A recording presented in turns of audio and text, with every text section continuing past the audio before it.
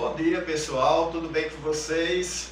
Vamos iniciar hoje mais uma aula, da disciplina de neuropsiquiatria. Deixa eu só retornar aqui, que eu estava só revendo aqui os nossos slides. Então, pessoal, dentro da disciplina de neuropsiquiatria, a gente vai iniciar hoje um estudo, um breve estudo das doenças psiquiátricas, tá certo? A gente já estudou aquelas doenças neural, isso? E agora a gente vai dar uma breve estudada nessas doenças chamadas de doenças psiquiátricas, tá bom? Então vamos lá, o que é uma doença mental? Então ela pode ser entendida como uma variação mórbida, certo? Do normal, ou seja, é uma situação anormal que o indivíduo começa a vivenciar, tá certo? Capaz de promover prejuízo à ação da pessoa, seja na forma social, no seu convívio social, lá na sua ocupação, no seu trabalho, na família, tá certo? E também pessoal, tá certo? Ligado principalmente com a pessoa a quem você convive, tá? As doenças, pessoal, elas são divididas em duas classificações conforme a manifestação. Então eu vou ter as doenças, as denominadas neuroses e as denominadas psicoses, tá certo? Essas são as duas classificações que eu tenho das patologias. Se tratando do que a gente estuda dentro de saúde mental. A neurose, pessoal, ela é classificada como toda psicopatologia, onde a pessoa tem a noção, mesmo que vaga, do seu problema. Ele tem contato com a realidade, porém há manifestações psicossomáticas, certo? Então deixa eu explicar isso aqui para vocês, pessoal. A neurose, o indivíduo até tem conhecimento do que está se passando por ele, Ele vivencia essa situação, tá? Até porque está relacionado às questões psicossomáticas. O que são psicossomáticas? São aquelas doenças, que muitas vezes o indivíduo ele cria na sua mente, tá certo? Muitas vezes é uma situação que ele vivencia, onde ele vai estar passando por aquele problema, mas parte desse problema que ele está vivenciando, ele está lá inculcando na cabeça, tá certo? E as neuroses, elas têm algumas classificações, Então, o TOC, que é o transtorno obsessivo compulsivo, é uma delas, tá certo? É aquela situação que o indivíduo, ele repete várias vezes, um determinado gesto, certo? É uma determinada situação, tá? Um toque, principalmente. Então, essa pessoa, ela tem isso em mente, tá? E termina isso causando uma ansiedade muito grande no indivíduo que vivencia isso, tá certo? Outra é a síndrome do pânico, tá certo? A síndrome do pânico, ela vai estar dividida em algumas classificações. Ela tem como principal, vamos dizer assim, denominação, causar grande aflição e medo perante alguma situação, certo? A síndrome do pânico, que digamos assim, correlacionado com as fobias. O que são fobias? É o medo de alguma situação, Então, eu vou ter medo, por exemplo, de ambientes fechados, o chamado claustrofobia. Eu vou ter medo de água, a hidrofobia. Eu vou ter medo de pessoa, que é a sociofobia, certo? Então, essas situações de fobias, pessoal, medo de altura, medo de ambiente fechado, eu acho que tá aqui, tá? Certo? Então, esses são os chamados fobias, certo? Algumas pessoas, elas têm essa situação, de ter medo de algumas situações e que nós denominamos de fobias. As fobias, muitas vezes, elas são consideradas uma patologia quando você não consegue controlar aquele seu distúrbio, né? Mas, no geral, as pessoas que têm fobias conseguem até viver com determinadas situações. O transtorno de ansiedade é outro. O indivíduo tem ataques de ansiedade antes ou depois de realizar algo. E muitas vezes ele chega nem a realizá-lo. Então, pessoal, ansiedade, eu diria que seria você sofrer com antecedência com algo que está para acontecer, né? Eu diria até a vocês hoje que a ansiedade ela está muito no nosso mundo, né? Então a gente muitas vezes cria ansiedade, né? Às vezes de um determinado emprego, certo? A busca por um trabalho, a busca por um relacionamento, a busca também pela sua realização pessoal, certo? A outra é a depressão, pessoal. Depressão hoje ela é considerada a doença do século, certo? A depressão, também chamada de distemia ou depressão maior, é aquela situação que causa a baixa autoestima, certo? E o principal, pessoal, da depressão, a gente tem que ter muito cuidado, porque é uma doença silenciosa, né? Às vezes a gente precisa interagir com aquela pessoa que já está apresentando os sintomas, tá certo? E ela causa baixa autoestima, o indivíduo fica isolado, né? Ele prefere estar sempre isolado, em ambientes fechados, tá certo? A gente tem que ter o maior cuidado, porque esse indivíduo, ele pode estar já com ideia de suicídio, porque é uma das preocupações, né, da psiquiatria, é a questão do indivíduo com depressão, porque a depressão às vezes leva ao suicídio. Então, muitas vezes o cara tá lá sofrendo, né, e chega para você até, rapaz, a vontade de me matar, eu não tô gostando da vida, a vida para mim tá uma bosta, desculpa o termo, né? Então aí de repente o indivíduo começa a entrar num túnel escuro, né? E se você não tiver, você que eu digo, pessoal, porque nós somos profissionais de saúde e muitas vezes a gente pode ajudar uma pessoa a entrar num poço sem volta, né, com essas situações, tá? Tem a síndrome de Burnout. A síndrome de Burnout é a consequência de um grande estímulo estressor com conflitos do trabalho ou família, causando apagamento e falta de vontade. Então o indivíduo começa a perder a vontade de trabalhar, né? Começa a ter conflito familiar, certo? E ele perde o estímulo por várias situações que ele convive na sua vida normal, certo? Então vamos lá, pessoal. A gente falou sobre as neuroses, tá certo? Então vamos falar agora sobre as psicoses, né? A gente falou no início que as doenças mentais, elas se dividem em neurose e psicose. A psicose, ela caracteriza por intensa fuga da realidade, tá certo?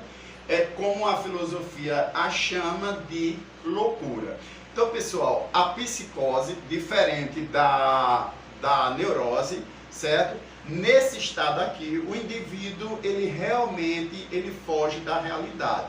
Diferente da neurose, que a neurose o cara tem lá, né? O indivíduo tem consciência, né? Ele sabe que está passando por aquela doença, aquela patologia, muitas vezes pede ajuda, tá certo? Mas no caso das psicoses, não, certo? As psicoses é aquela situação que o indivíduo ele foge realmente da realidade, esse indivíduo ele precisa de ajuda.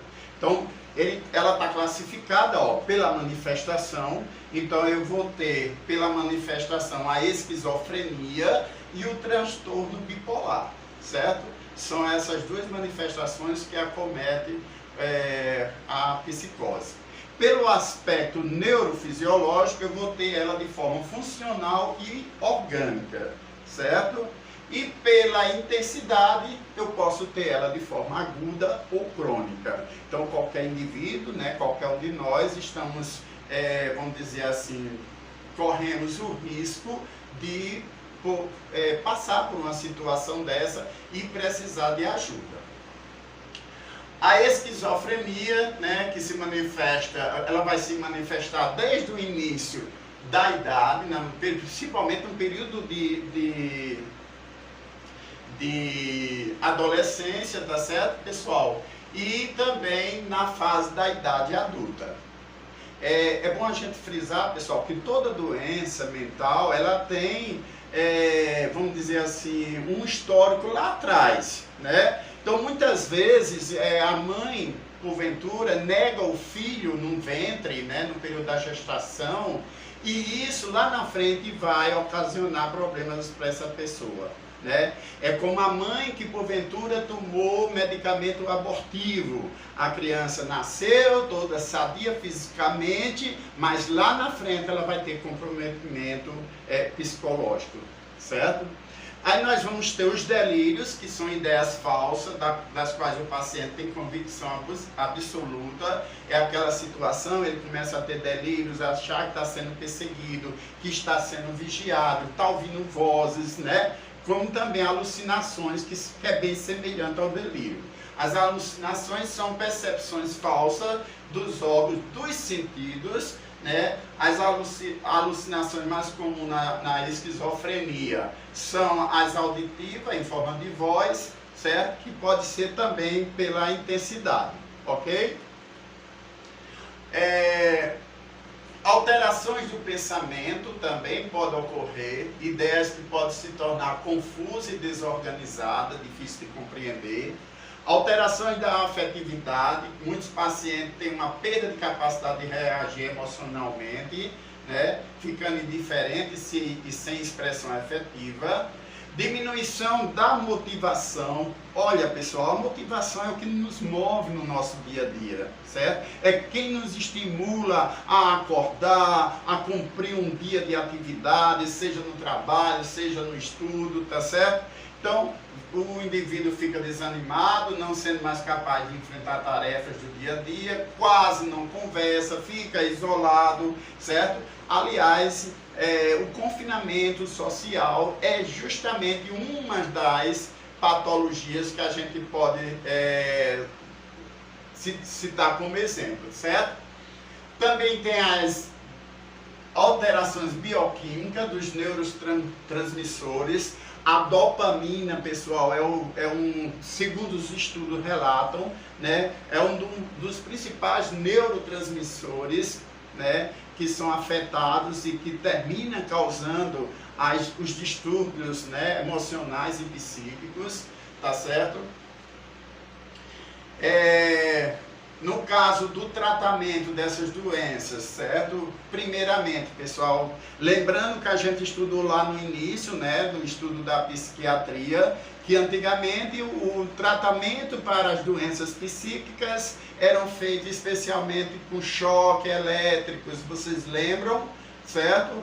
Hoje não, pessoal. A questão do tratamento, ele é feito justamente com a parte medicamentosa e o acompanhamento psicossocial, certo? Então, com a evolução da psiquiatria, o tratamento para as doenças psíquicas passou a ser visto de outra forma e o paciente já não leva mais aquele choque, aquelas torturas, né, que se levava lá atrás, né? Existiu hoje uma evolução com relação a isso.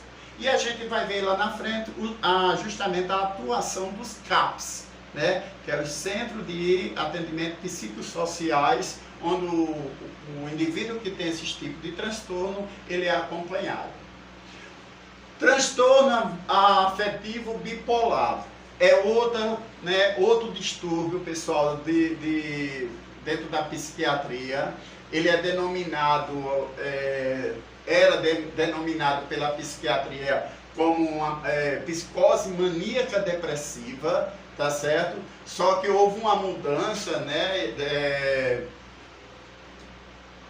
uma mudança com relação a essa denominação e ela passou a ser chamada, considerada uma perturbação psicótica, certo? Então, geralmente as pessoas acometidas por esses transtornos, certo? Ela vai vivenciar duas fases, né? A fase maníaca, que ela vai ter aumento da atividade motora, apresentando vigor físico, certo, pessoal? Então, essa característica aqui é uma característica bem vivenciada pelo a pessoa que tem um transtorno bipolar, certo?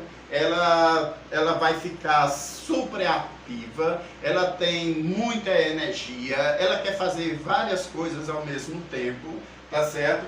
Tem aqui, ó, o paciente apresenta forte pressão para falar, elevação da autoestima, sentimento de grandiosidade. Então, tudo isso vai apresentar para o indivíduo que tem a questão bipolar, tá certo?